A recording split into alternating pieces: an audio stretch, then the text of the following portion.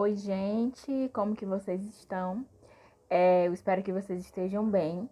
Na aula de história de hoje, nós vamos estar dando continuidade ao capítulo 11, a Roma Antiga, da monarquia à primeira fase republicana. Na aula passada, eu expliquei para vocês que a Roma Antiga ela é dividida em períodos, né? Existe o período em que vai existir a monarquia, depois a república e depois o império. Nós vamos estar falando até o período republicano na Roma Antiga, que é o que a gente vai estar falando hoje. Mas é muito importante que vocês saibam que a Roma Antiga ela teve esses períodos, certo? E aí tudo isso aqui eu já falei na aula anterior sobre as características, sobre como que funcionava a estrutura política e da sociedade e como que foi a queda da monarquia. Quando a monarquia ela entra em decadência por causa justamente da invasão, né, etrusca que vai ter na Roma, eles vão entrar num outro período, numa outra forma de domínio que vai ser a República, certo? Na República, o Senado ele vai se tornar o órgão máximo. Era o Senado que decidia pela paz, que decidia pela guerra, que cuidava das finanças. E aí o Senado ele vai ter um fortalecimento muito grande. E o Senado ele era ocupado por patrícios, por isso que é muito importante que vocês assistam o vídeo anterior para vocês entenderem quem são os patrícios na Roma Antiga. E a Roma Antiga, ela tinha uma estrutura política que além do Senado, que era o órgão máximo, o Senado ele era auxiliado por magistraturas e assembleias. Essas magistraturas, elas vão ter 6 tipos de cargos. Os cônsules, que são administradores gerais de Roma, eles vão comandar ali o Senado. Eles eram os mais importantes, inclusive eles eram mais importantes do que os militares.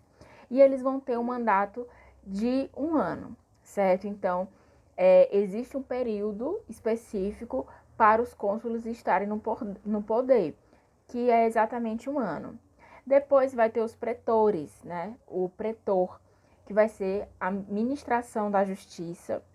O questor vai ser o que cuidavam das finanças. O censor, eles faziam levantamentos da população romana. Então, eles faziam a contagem da população romana. E eles vão fazer essa contagem a partir do critério de renda. O edil, que cuidava da administração da cidade, da limpeza, do abastecimento e do policiamento. E o ditador. O ditador, ele vai ser um homem que vai ser escolhido pelo Senado em um momento de crise e ele vai governar com plenos poderes. Só que, diferentemente dos outras magistraturas que vão durar 1 ano, o mandato do ditador vai durar apenas 6 meses, certo? E aí a estrutura política também vai ter as assembleias.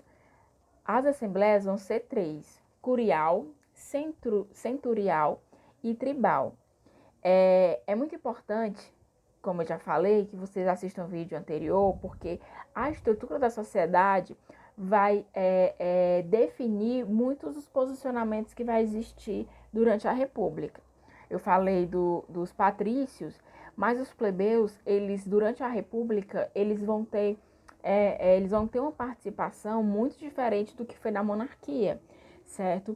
Por quê? Porque os plebeus, eles não ocupavam nenhum tipo de cargo político de destaque, ou seja, eles estavam ali completamente excluídos politicamente, eles eram marginalizados na vida social, e isso vai fazer com que os plebeus se rebelem contra o Senado.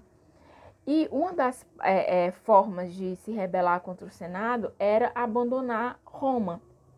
E aí muitos dos plebeus eles vão migrar para o norte da Península Itálica.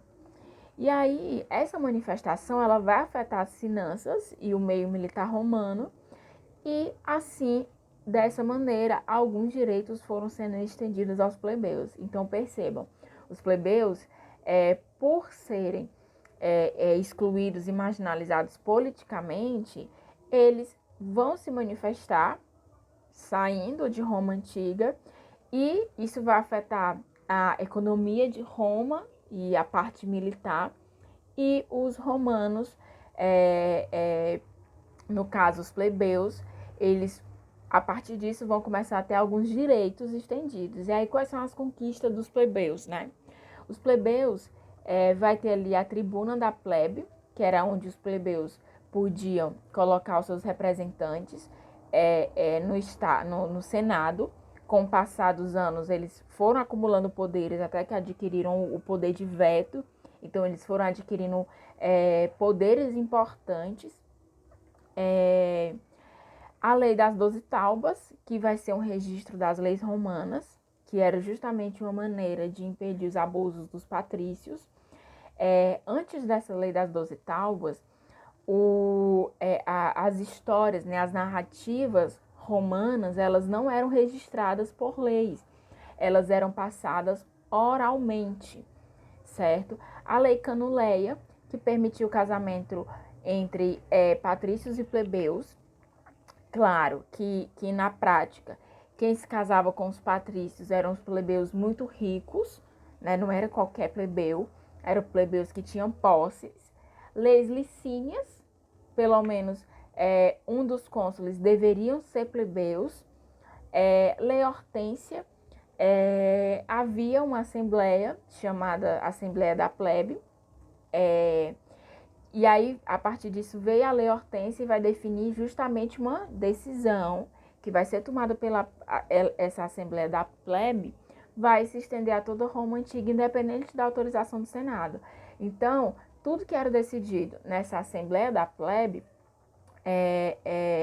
tinha que ser estendido à Roma Antiga, independentemente se o Senado aprovasse ou não, certo? E aí, galera, o fim da República Romana, ela vai se dar por causa de uma expansão territorial que a Roma vai conseguir durante a República. E aí, por causa dessa expansão territorial, vai ficar muito difícil a República governar devido à inclusão de novos povos e do tamanho de Roma.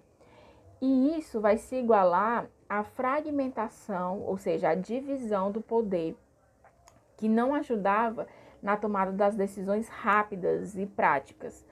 E a corrupção também vai se generalizar entre os magistrados. Então, todas essas problemáticas de Roma, a expansão territorial, a divisão dos poderes, a corrupção, isso vai facilitar com que Roma chegue, com a sua república, chegue ao fim. Certo? E aí os romanos eles vão buscar novas fórmulas que vão permitir a centralização do poder. Então, eles vão querer agora que exista um indivíduo que tenha o poder centralizado. Mas claro que o Senado ele não vai perder a sua força que ele sempre vai ter durante toda a Roma Antiga. Certo? Eu espero que vocês tenham gostado.